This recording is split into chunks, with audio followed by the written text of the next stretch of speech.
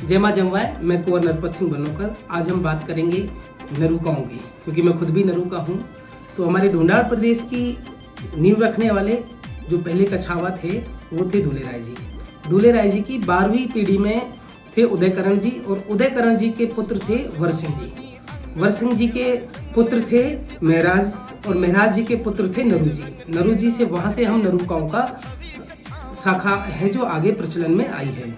नरूकाओं का इतिहास बड़ा ही टिपिकल रहा है। नरूकाओं में नरू जी जब शांत हुए थे तो उन्होंने कहा कि मेरी मुखाग्नि वही देगा जो जयपुर की राजगद्दी को वापस ले लेगा।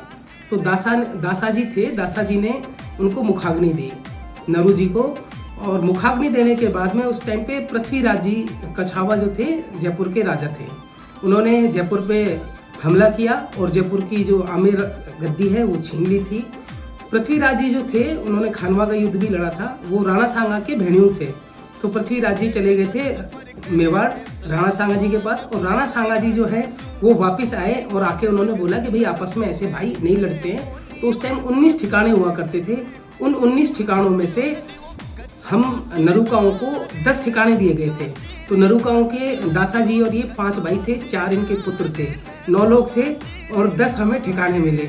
उस समय एक प्रचलन में आया 9 नरूका 10 हुक्का, फिर भी डुक्कम दुक्का, तो वो कहावत वहाँ से शुरू हुई। इसके बाद में पृथ्वीराज जी ने दासा जी को खाने में जहर देके मार दिया था। मारा तो ये बात लाला जी को बड़ी बुरी लगी और लाला जी ने कसम खाई कि मैं अपने भाई का बदला लूँगा। तो लाला जी ने पृथ्वीराज जी के जो बेटे थे, पृथ्वीराज जी तो हाथ आए नहीं, उनके बेटे को उसी तरीके से सांबर में जहर देके और बदला लिया। उसके बाद में ये लोग यहाँ से मोजामाबाद छोड़ के चले गए थे जहाजपुर, जो कि महाराणा ने उनको जहाजपुर की हमें जागीर दी थी।